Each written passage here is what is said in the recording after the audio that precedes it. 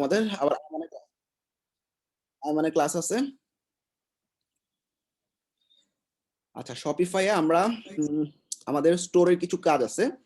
Shopify payment গেটওয়েটা একটু দেখে আসো। সবার প্রথমে শপিফাই পেমেন্ট গেটওয়ে হচ্ছে এই শীটের মধ্যে দেওয়া আছে, দেখে নিও। আচ্ছা, পেমেন্ট গেটওয়ের জন্য আমরা সেটিংসে যাব। সবার প্রথমে আমাদের পেমেন্ট গেটওয়ে সেটআপ করার জন্য মনে রাখতে হবে শপিফাইয়ের নিজস্ব পেমেন্ট সিস্টেম আছে। মানে আমরা মানে ই কমার্সে যদি কেউ দেখে থাকো, ই কমার্সে কি হয়, ই কমার্সে আমাদের কোনো পেমেন্ট সিস্টেম মানে পেমেন্ট সিস্টেমগুলো আমরা আলাদা আলাদা ইন্টিগ্রেট করি, অর্থাৎ স্ট্রাইপ, পেপাল, তারপরে কার্ড, অনেক অনেক অপশন, ঠিক আছে। কিন্তু শপিফাইয়ে দেখো সমস্ত পেমেন্ট গেটওয়ে দেওয়া আছে, অর্থাৎ ভিসা, মাস্টার কার্ড, তারপর discover, Google play, Apple pay সব কিছু দেওয়া আছে একসাথে, জাস্ট আমাদের কনফিগার করতে হবে। তো সবার প্রথমে এখানে দেখবো আমাদের এই যে এরকম অ্যাক্টিভেট নামে একটা বাটন থাকবে। অ্যাক্টিভেট বাটনে ক্লিক করার পর এরকম একটা অপশন পাবা, সেটা দেওয়া আছে দেখো, এই যে অ্যাক্টিভেট পেমেন্ট, ঠিক আছে। অ্যাক্টিভেট দেওয়ার পর তোমাদেরকে বিজনেস ইনফরমেশন সেট আপ করতে হবে। এখানে বিজনেস ডিটেইলস মানে আমার প্রথমে হচ্ছে আমার যেহেতু এটা একটা আমার বিজনেস, তো এটা ইন্ডিভিজুয়াল বিজনেস নাকি কর্পোরেশন বিজনেস না পার্টনারশিপ বিজনেস। যেহেতু আমরা শপিফাই স্টোর ড্রপ শিপিং এর জন্য বা মানে সিঙ্গেল মানুষই করে, সো আমরা ইন্ডিভিজুয়াল দিলাম। আচ্ছা, এরপর এখানে ইআইএন দরকার নাই, এটা বাইরের কান্ট্রির জন্য। অ্যাড্রেস, তোমার স্টোরটা যার অ্যাড্রেসে, ক্লায়েন্টের অ্যাড্রেসটা এখান থেকে নিয়ে ক্লায়েন্টের অ্যাড্রেসটা বসাবা, অ্যাড্রেস, সিটি, জিপ আর স্টেট। হ্যাঁ, আচ্ছা, এরপর হচ্ছে পার্সোনাল ডিটেইলস, অর্থাৎ যার নামে পেমেন্টটা হবে। ধরো এখানে আমার নামে আমি পেমেন্ট করব, ওকে। ডেট অফ বার্থ দিবা তোমার ন্যাশনাল আইডি কার্ড অনুযায়ী বা ক্লায়েন্টের ন্যাশনাল আইডি কার্ড অনুযায়ী।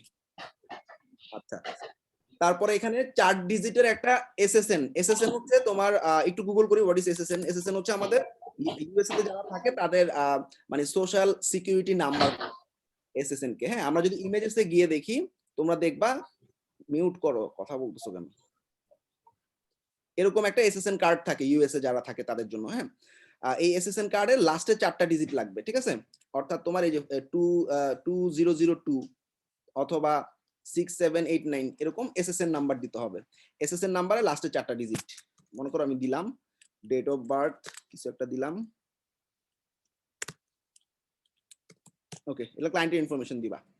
আচ্ছা, এবার প্রোডাক্ট ডিটেইলস দিতে হবে, সেটা দেখো আমি সুন্দর করে দিয়ে দিছি এখানে। এবার প্রোডাক্ট ডিটেইলস, প্রোডাক্ট ডিটেইলসে তুমি কি টাইপের প্রোডাক্ট সেল করতেছো।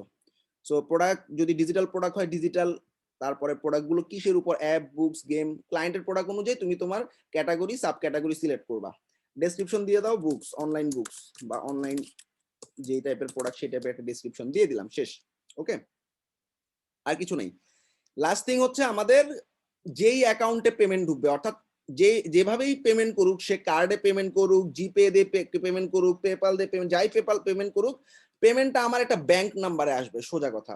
অর্থাৎ পেমেন্ট রিসিভের জন্য শপিফাই একটাই অপশন, সেটা হচ্ছে আমাদের ব্যাংক। তার মানে একটা ব্যাংকের রাউটিং নাম্বার এবং অ্যাকাউন্ট নাম্বার থাকে। ইউএসএ যে সমস্ত ব্যাংকগুলো রাউটিং নাম্বার, প্রত্যেকটা মানে বাংলাদেশেরও ব্যাংকগুলোতে এরকম রাউটিং নাম্বার পাবা এবং হচ্ছে অ্যাকাউন্ট নাম্বার, এটা ক্লায়েন্টের কাছ থেকে তুমি কালেক্ট করে নিবা, ঠিক আছে। কিছু একটা রাউটিং নাম্বার এবং কিছু একটা অ্যাকাউন্ট নাম্বার। তার মানে তোমার যে মানে ব্যাংকে টাকাটা ঢুকবে সেটা শেষ। এরপর কমপ্লিট করলেই তোমার কাজ শেষ, পেমেন্ট মানে কনফিগারেশন ডান, ঠিক আছে। তাইলে এটা হলো আমাদের শপিফাই এর পেমেন্ট। আবার বলছি, শপিফাই আলাদা কোনো পেমেন্ট গেটওয়ে ইন্টিগ্রেট করতে হয় না, শপিফাই এর ভিতরেই সবকিছু পাবা। আর আরেকটা আলাদা পেমেন্ট গেটওয়ে শুধুমাত্র আছে, সেটা হচ্ছে পেপাল। এবার দেখো একটু পেপাল সেটআপটা। এখন আমরা এই যে আচ্ছা, একটা জিনিস জানার ছিল, সেটা হচ্ছে ড্রপ শিপিং এর জন্য কি আলাদা কোনো পেপার মানে ইয়ে পেমেন্ট গেটওয়ে কি ব্যবহার করতে হয়? না না, এই এরকম একই কিছু? একই, এই মানে তোমার পেমেন্টটা ওই ব্যাংকে ঢুকবে, কিন্তু পেমেন্টটা কমপ্লিট করে দিলে সেটআপ তোমার যে কোনো মাধ্যমে যে কোনো ক্লায়েন্ট যে কোনো দেশ থেকে পেমেন্ট করতে পারবে। হ্যাঁ, ঠিক আছে। আচ্ছা আচ্ছা, অ্যাকাউন্ট নাম্বার যেটা, সেটা তো আমার বাংলাদেশি নাম্বার দিলেই হ্যাঁ, হবে, তোমার তাই না? বাংলাদেশি ব্যাংকের মধ্যে অ্যাকাউন্ট এবং রাউটিং নাম্বার দুটো জিনিস দেওয়া থাকবে, ওই অ্যাকাউন্ট নাম্বার এবং রাউটিং নাম্বারটা বসাইলেই হবে। মানে এটা যে পেমেন্ট রিসিভ করবে, ক্লায়েন্টের সাইড হলে ক্লায়েন্টের মানে তুমি অ্যাকাউন্ট নাম্বার এবং রাউটিং নাম্বার দিবা, তোমার হলে তোমারটা দিবা, ঠিক আছে। আচ্ছা, ঠিক আছে। আচ্ছা, এবার পেপালের একটা আলাদা অপশন আছে, অর্থাৎ তুমি এগুলোর পাশাপাশি যদি পেপালের মাধ্যমে পেমেন্ট নিতে চাও, অ্যাক্টিভেট। অ্যাক্টিভেট করার পর জিনিসটা খুবই সোজা, আমার আসলে পেপালের সাথে লিংক করাই দিলেই কাজ শেষ। মানে এটা ক্লায়েন্টের পিসি থেকে করতে হবে, আবার বলি, কারণ মানে পেপালের লগ ইন তোমাকে কখনো ক্লায়েন্ট তোমাকে তোমার পিসিতে অ্যাক্সেস দিবে না, কারণ এটা পেমেন্ট গেটওয়ে। হ্যাঁ, হাজার হাজার ডলার তার কাছে ঢুকবে, সে অবশ্যই চাবে না তোমাকে অ্যাক্সেস দিতে। তো সেক্ষেত্রে এখানে দেখো কানেক্ট করতে গেলে আমাকে কিন্তু ডাইরেক্ট এই যে অ্যাক্টিভেট করতে গেলে ডাইরেক্ট আমাকে লগ ইন করতে বলতেছে। তো আমি আমার ইমেল দিলাম, মানে আমি লগ ইন করতেছি মনে করো আমার পেপাল দিয়ে,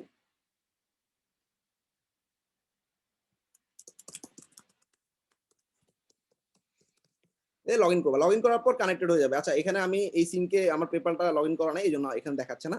এখানে লগ ইন করার সাথে সাথে ওই একই রকম বিজনেস ইনফরমেশন দেওয়া লাগবে, যে তোমার যে স্টোরের ইনফরমেশনটা আছে ওই স্টোরের এক্সেস মানে ওই স্টোরের ইনফরমেশনটা দিবা, স্টোরের প্রোডাক্টগুলো দিবা, ডিজিটাল নাকি লজিক্যাল প্রোডাক্ট এগুলো বলবা, শেষ, তোমার পেপালে পেমেন্টগুলো রিসিভ হবে। দুটো ডিফারেন্স বুঝছো? আগেরটা ছিল যেটা শপিফাই পেমেন্ট, এখানে হচ্ছে শুধুমাত্র আমার একটা ব্যাংক অ্যাকাউন্টে অ্যাড্রেস দিতে হবে, সেখানে পেমেন্ট ঢুকবে। আর এখানে আমি পেপালটা জাস্ট লগ ইন করলে আমার ইনফরমেশন গুলো দেওয়ার পর আমার পেপাল অ্যাকাউন্টে পেমেন্ট রিসিভ হবে। আচ্ছা তাহলে পেপাল দিয়ে ক্লায়েন্ট পেমেন্ট করতে পারবে, আবার এখানে অনেকগুলো মাধ্যম আছে সেভাবে পেমেন্ট করতে পারবে। ক্লায়েন্টকে জিজ্ঞেস করবা তুমি কি শপিফাই পেমেন্ট মানে শপিফাই পেমেন্টের মাধ্যমে পেমেন্ট অ্যাকসেপ্ট করবা নাকি পেপালের মাধ্যমে অ্যাকসেপ্ট করবা, ক্লায়েন্ট যেটা বলবে সেই অনুযায়ী তুমি জাস্ট কনফিগার করে দিলে, পুরো কনফিগারের সিস্টেমটা সব জায়গায় সেম। এবং শপিফাই পেমেন্ট গেটওয়ের জন্য অনেক সিকিউর। মানে আমরা বাংলাদেশে কি হয়, বাংলাদেশে আমরা যদি মানে ই-কমার্সের জন্য কি হয়, আমরা যদি কবিনবিডি.com এ দেখি, আমাদের মানে ই-কমার্সের কোনো নিজস্ব পেমেন্ট গেটওয়ে নাই, আলাদা আলাদা প্লাগইন দিয়ে দিয়ে অ্যাড করতে হয়। যেমন বাংলাদেশের জন্য সূর্য পে, আমার পে এরকম অপশন আছে। যেমন আমি ধরো কোর্স কিনবো, এখান থেকে যে কোনো একটা কোর্স বাইয়ে ক্লিক করলাম। ভাইয়া বাই নাওতে ক্লিক ই-কমার্সের করলাম। ই-কমার্সে পেপাল অ্যাড করার সিস্টেমও কি একই, মানে এর মতোই? হ্যাঁ ই-কমার্সে জাস্ট ওই মানে পেপাল একটা মানে প্লাগইন তো আছে, প্লাগইন ইনফরমেশন গুলো একই লাগে, হ্যাঁ হ্যাঁ পেপালের প্লাগইন অ্যাড করলে ইনফরমেশন হবে একই লাগে। একই। আচ্ছা।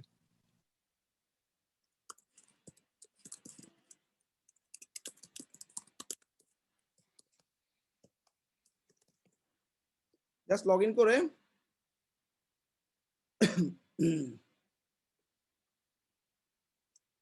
এই যে বাই নাওতে গেলে এবার দেখবা তোমার হচ্ছে সূর্য পে নামে একটা আলাদা প্লাগইন অ্যাড করতে হয়েছে আমাদের ই-কমার্সে। তো এই সূর্য পে আমরা এখানে মনে করো এই যে সূর্য পে দেওয়া আছে, হ্যাঁ, তো সূর্য পে পুরো পেমেন্ট গেটওয়ে মেইনটেইন করতেছে। আবার আমার পে আছে, এসএসএল কমার্স আছে, এরকম অনেকগুলো পেমেন্ট সিস্টেম আছে, ঠিক আছে। তো সূর্য পে দিয়ে যখন মানে পে করব, এখানে সূর্য পে দায়িত্ব, অর্থাৎ অ্যাকাউন্টে কোনো যদি ঝামেলা হয়, পেমেন্ট না ঢুকে বা ফ্রড কেউ পেমেন্ট করে, এই সমস্ত দায়িত্ব হচ্ছে সূর্য পে এর। তো সূর্য পে দেখো এখানে আমাদের সমস্ত বাংলাদেশি পেমেন্ট গেটওয়ে দিয়ে দিয়েছে, তাই না? এখন আমি বিকাশে পেমেন্ট করব বা ব্র্যাক ব্যাংক দিয়ে, সিটি ব্যাংক দিয়ে, নগদে করব, সমস্ত কিছু অপশন আছে। কিন্তু শপিফাই এর ব্যাপারটা কি হয়, শপিফাই এ পুরো জিনিসটা শপিফাই মেইনটেইন করে, অর্থাৎ পেমেন্ট গেটওয়ে সমস্ত অপশন শপিফাই এর হাতে, অর্থাৎ এখানে ফেক কিছু হওয়ার মানে জায়গা নেই। এই জন্য শপিফাইটা অনেক পপুলার, পেমেন্ট গেটওয়ে যেহেতু নিজেদের। এখন থার্ড পার্টি সূর্য পেতে কেউ একজন আমাদের স্টুডেন্ট, আমাদের এরকম হয়েছে, সূর্য পেতে একজন পেমেন্ট করছে কিন্তু পেমেন্টটা আমাদের কাছে আসে নাই। তো দেখা যায় যে কি এখন সূর্য পের সাথে বসা লাগছে, মিটিং করা লাগছে, কেন আসে নাই। তো এই ঝামেলাগুলোর হ্যাসেল নাই মানে শপিফাইতে আর কি। তো শপিফাই এই জন্য ই-কমার্স থেকে একটু ডিফারেন্ট, এবং পেমেন্ট গেটওয়ের জন্য শপিফাই অনেক পপুলার।